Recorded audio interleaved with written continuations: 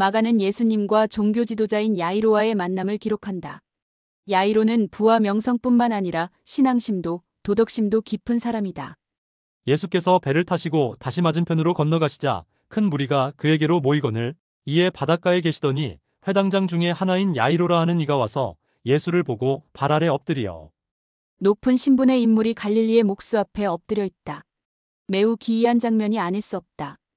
도대체 얼마나 절박한 문제를 안고 온 것일까? 마가의 기록을 좀 더 살펴보자.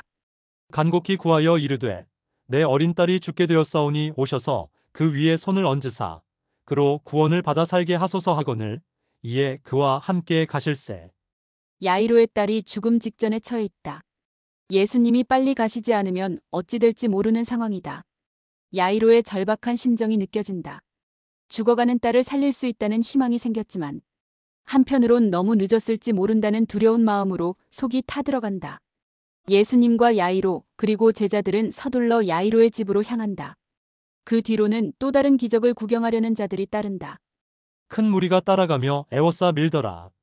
12해를 혈루증으로 알아온 한 여자가 있어 많은 의사에게 많은 괴로움을 받았고 가진 것도 다 허비하였으되 아무 효험이 없고 도리어 더 중하여졌던 차에 많은 의사에게 많은 괴로움을 받았고 도리어 더 중하여졌던 차이라는 구절이 흥미롭다.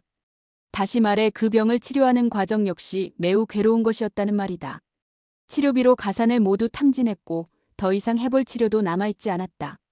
예수의 소문을 듣고 무리 가운데 끼어 뒤로 와서 그의 옷에 손을 대니 이는 내가 그의 옷에만 손을 대어도 구원을 받으리라 생각함일러라. 이에 그의 혈루 근원이 곧 마름에 병이 나은 줄을 몸에 깨달으니라. 예수께서 그 능력이 자기에게서 나간 줄을 곧 스스로 아시고 이 여인은 무리 사이로 몰래 들어와 예수님을 만진 후 치유를 받았다. 예수님은 곧 자신에게서 능력이 나간 줄을 아셨다. 마가복음에서는 다이나마이트의 어원이자 능력을 뜻하는 두나미스가 여기서 처음 사용되었다. 이에 예수님은 주위를 둘러보시며 그 당사자를 찾으신다. 무리 가운데서 돌이켜 말씀하시되 누가 내 옷에 손을 대었느냐 하시니 제자들이 여짜오되 무리가 애워싸 미는 것을 보시며 누가 내게 손을 대었느냐 물으시나이까 하되 예수께서 이 일 행한 여자를 보려고 둘러보시니 여자가 자기에게 이루어진 일을 알고 두려워하여 떨며 와서 그 앞에 엎드려 모든 사실을 여쭈니 예수님은 자신의 능력을 빌려 치유를 얻은 사람을 보시고 모든 사실을 고하라고 하셨다. 바로 이때 야이로의 마음이 얼마나 불타고 있었을지 상상해보라. 예수님은 느긋하시다. 총각을 다투는 환자도 아니고 만성 질병에 걸린 여자를 상대하고 계시다니. 더군다나 치료를 마친 후에도 계속 대화를 나누고 계신다. 이것은 너무한 것 아닌가. 만일 같은 응급실에 이 두 환자가 실려왔을 때 의사가 만성병 환자인 여자를 먼저 치료하고 그래서 소녀를 죽게 만들었다면 이것은 고소의 조건이 된다. 그런데 예수님이 그런 어리석은 일을 지금 하고 계신 것이다. 야이로와 제자들이 어떤 마음일지는 그 얼굴을 보지 않아도 짐작할 수 있다. 예수님, 서둘러 주세요. 지금 아이가 숨이 넘어가기 직전이라고 말씀드렸잖아요. 제발 서둘러 주세요, 제발. 그럼에도 불구하고 예수님은 서두르지 않으신다. 그러는 사이 결국 우려했던 상황이 벌어진다. 아직 예수께서 말씀하실 때에 회당장의 집에서 사람들이 와서 회당장에게 이르되 당신의 딸이 죽었나이다. 어찌하여 선생을 더 괴롭게 하나이까. 그 순간 야이로는 예수님이 얼마나 원망스러웠을까. 그러나 예수님의 눈빛은 차분했고 잔잔한 목소리로 야이로를 안심시키신다. 예수께서 그 하는 말을 곁에서 들으시고 회당장에게 이르시되 두려워하지 말고 믿기만 하라 하시고 아이가 죽었다는데 걱정 말아라, 괜찮다라고 하시다니. 하나님의 시간관념은 우리를 당황스럽게 한다. 하나님의 은혜는 우리의 시간표 안에서 주어지는 경우가 거의 없다. 나를 믿어라. 인내하여라라는 이 말씀은 야이로뿐만 아니라 우리 모두에게 하시는 말씀이다. 내가 풍랑을 잠재운 사건을 통해 풍랑 가운데서도 나의 은혜가 멈추지 않는다는 것을 보여주지 않았느냐. 그러므로 이해할 수 없는 기다림 속에서도 내 사랑이 여전하다는 것을 왜 믿지 못하느냐라고 말씀하신다. 예수님은 우리를 사랑하시는 것에 지체하시는 것이 아니고 우리를 사랑하시기 때문에 지체하시는 것이다. 예수님은 서두르시는 법이 없으시다. 그래서 우리는 야이로처럼 발을 동동 구를 때가 많다. 우리가 보기에 예수님의 지체하심은 불합리하다. 터무니없다. 그리고 때론 당황스럽다.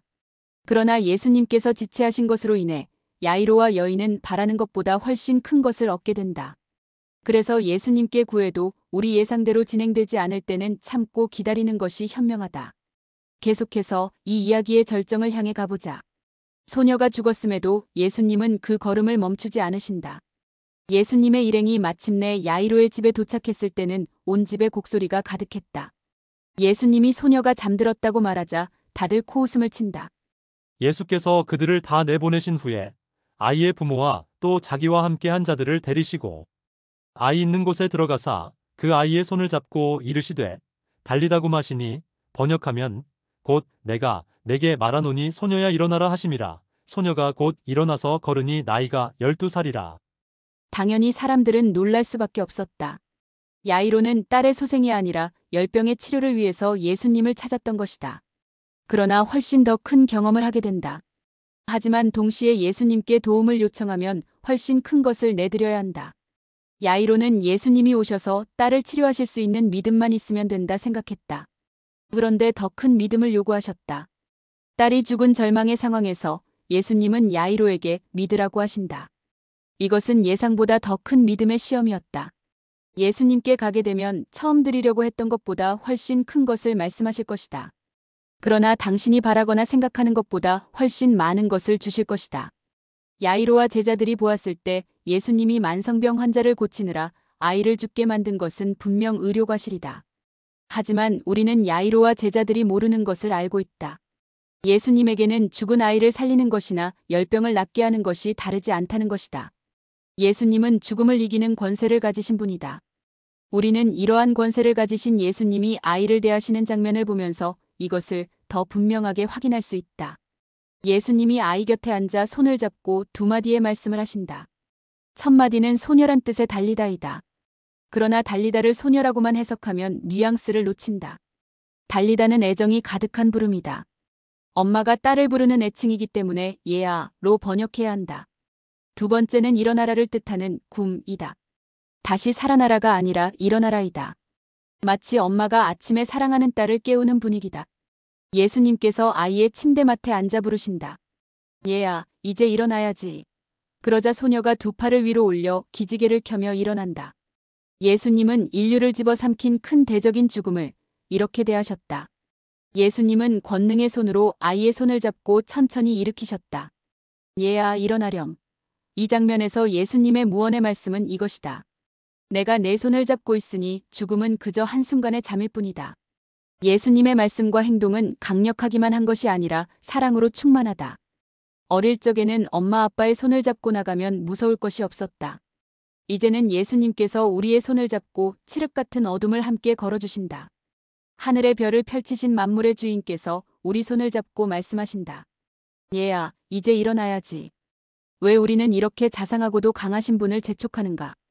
왜 우리는 이런 예수님을 믿지 못하고 조급해하는가? 예수님은 우리의 손을 잡고 어두운 밤길을 함께 걸어주신다. 예수님은 십자가 위에서 아버지의 손을 한번 놓친 적이 있으셨다. 우리를 살리기 위해 무덤 속을 들어가셨다. 예수님이 아버지의 손을 놓치신 덕분에 우리는 예수님이 우리를 한번 잡은 손을 절대로 놓지 않으신다는 사실을 알게 되었다. 예수님은 면류관으로 가는 길에는 반드시 십자가가 있다는 것을 알고 계셨다. 부활은 죽음을 전제한다. 그러므로 예수님이 병든 여인을 고치신 사건은 십자가 사건의 그림자와 같다. 예수님은 여인에게 힘을 주시기 위해서 능력을 빼앗기셨다. 그러나 우리를 위해서는 십자가 위에서 목숨을 빼앗기셨다. 그리고 우리에게 영생을 선물로 주셨다. 우리에게 능력과 생명을 주시기 위한 길은 약함과 죽음을 통과하는 것 외에 없었다. 지금 당신은 예수님을 재촉하고 있는가? 기다림에 지쳐 조바심을 내고 있지는 않은가? 그러지 말고 예수님의 손을 잡고 그분이 인도하시는 대로 믿고 따라가는 것은 어떤가? 예수님은 당신을 진정으로 사랑하신다. 그리고 예수님은 우리를 위해서 무엇을 해야 할지 잘 알고 계신다. 당신은 주님의 손을 잡고 곧 일어나야 할 시기가 올 것이다. 그때를 위해 잘 인내하여 우리 주님과 함께 부활의 내일로 나아가자.